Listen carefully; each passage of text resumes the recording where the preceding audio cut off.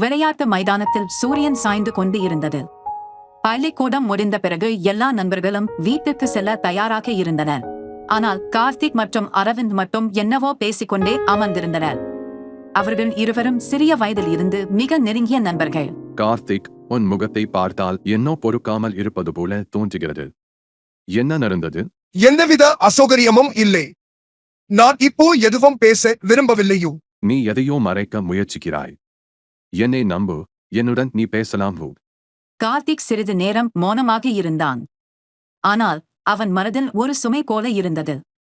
இது நிறைய நாட்களாக அவனை வாட்டியது. நீயும் சொன்னபடியே பேசினால் மனசு ஒன்னு சும்மா ஆகும் போல இருக்குது. சரி, நான் உன்னிடம் சொல்றேன்.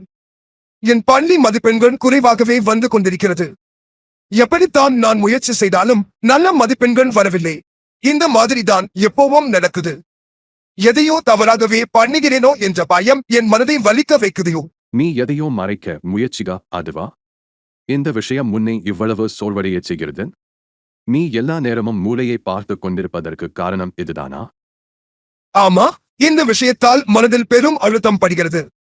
எப்பவும் நம் பெற்றோரின் எதிர்பார்ப்புகளை சந்திக்க முடியாத போது நாமே குறைவானவர்களாகவே தோன்றுவோமோ. நீ எப்படி இப்படி பேசுகிறாய்? நம்முடைய மதிப்பெண்கள் தான் நம்முடைய வாழ்க்கையின் ஒரே அளவுகோலா? என் அம்மா எப்பவும் சொல்வார், உனக்கு வரக்கூடிய சிறந்த முயற்சியைச் செய். அதைவிட எதையும் நம்ப வேண்டாம். ஏனெனில் எல்லோருக்குள்ளும் ஒவ்வொரு விதமான திறன்கள் இருக்கின்றன.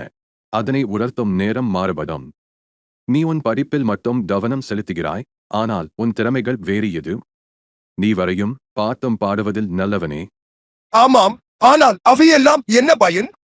பெற்றோர்கள் கேட்பதெல்லாம் பள்ளியில் எவ்வளவு மதிப்பெண் தான். நீயும் எனக்கு சொல்வது புரியுது, ஆனா என்னிடத்தில் அதை ஏற்றுக்கொள்ள மாட்டார்கள். அது சரியில்லை. நீ உனக்குள் புதையலான திறமைகளை வளர்த்தால் பிறகு அதுவே உனக்கு வழிகாட்டும். நம்முடைய மதிப்பெண்கள் நம்மை முழுமையாக வரையறுக்காது. நீ எதிலும் சோர்வடையாமல் உன் முயற்சியை விடாமல் தொடர்ந்தால் உன் நேரம் வந்து சேர்ந்துவிடும். நீங்க சொல்றது உண்மைதானா?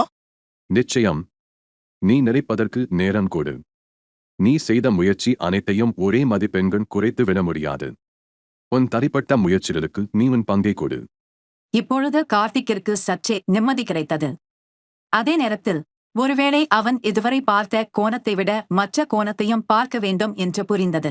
சில விஷயங்களில் அவன் தன்னம்பிக்கையை இழந்திருந்தான். அரவிந்த், உன்னோட கதை எப்படி?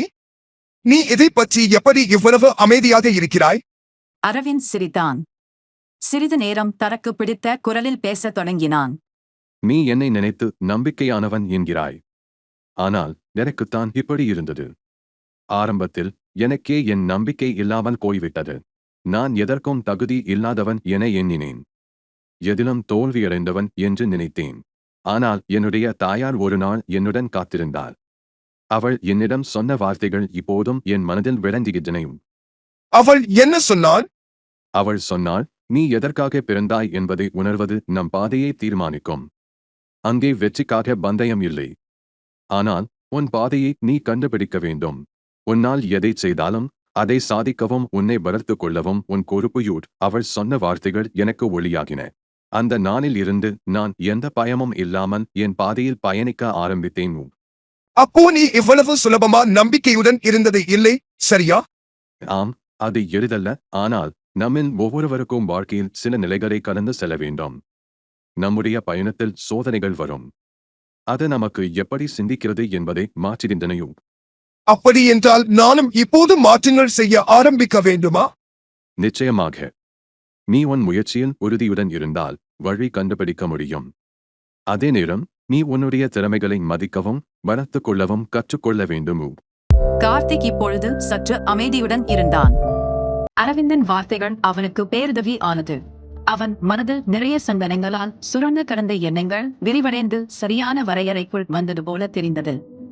சூரியன் முழுமையாக மறைந்து இரவு வந்துவிட்டது. 2 நண்பர்களும் அடுத்த நாள் சந்திக்க நிச்சயம் செய்தபின் வீட்டுக்கு புறப்பட்டனர்.